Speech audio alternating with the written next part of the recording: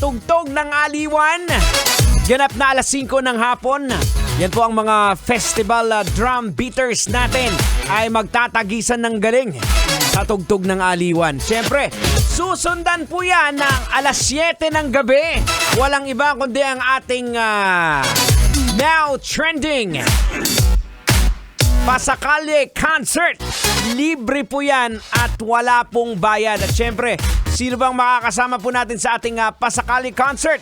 Syempre, nandyan po mga kabisyo ang Oxbeat Dancers. Syempre, ang mga nagwagwapuhang mga papa! Yes, my love!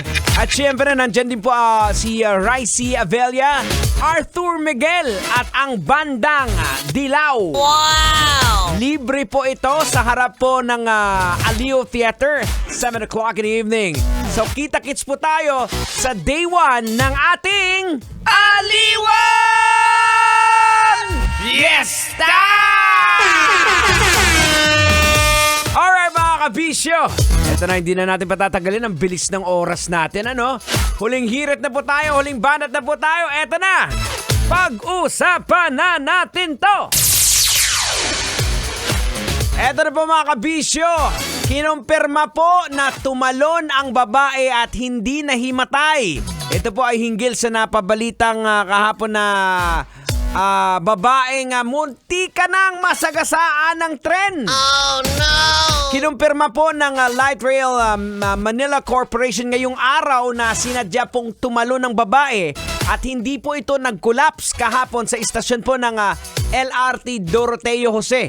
At ayon po sa investigasyon, malinaw po na nakunan nga po sa CCTV na ang kanyang biglang pagtalon sa riles habang papalapit po ang bagon sa istasyon. Ayan. Nakita ko rin po yung CCTV footage na si auntie nga talagang tumalon, sinadya po, hindi po yung nahilo. So mabuti na lang po at nakahinto po yung tren at hindi po tuluyang nasagasaan yung babae na nagtamo lamang po ng minor injury. Ngayon mga kabisyo, eto na. Pag-usapan na natin to at logica na natin to. Ay sige, wag mo nang patagalin para maintindihan ng lahat. Logican mo na yan. Logika na yan! Logika na yan! Alright mga kabisyo, logica na yan. Anong leksyon ang ating mapupulot?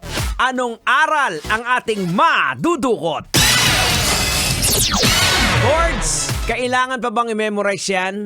Basic po na nakaka-alarma ang mga ganitong balita dahil this concerns of course sa mental health po ng isang tao.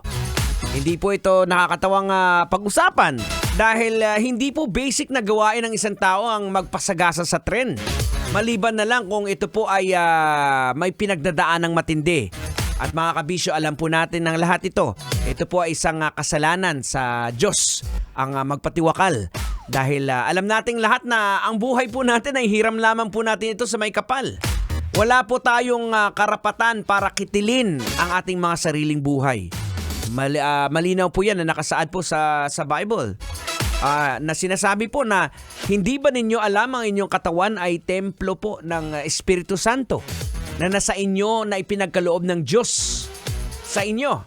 Hindi ninyo pag-aari ang inyong katawan sapagkat binili na kayo ng isang halaga. Kaya't gamitin ninyo ang inyong katawan upang maparangalan ng Diyos.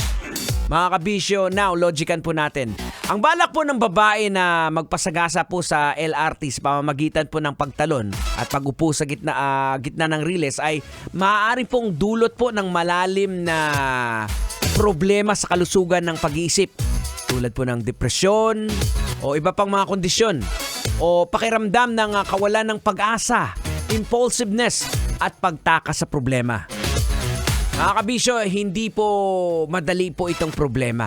Kaya kinakailangan ng suporta ng pamilya, ng kaibigan at mga professional para sa pinagdadaan ng krisis. Alright mga kabisyo, we gotta say goodbye. Maraming salamat. Nantabayan at susunod na Totoy Bato sa programang Totoy na Love. Lagi kong paalala sa inyo, whatever you do it all for the glory of God. Kailangan pa bang i-memorize yan? Basic. Kailangan pa bang i-memorize yan? Love Radio! Basic! Basic!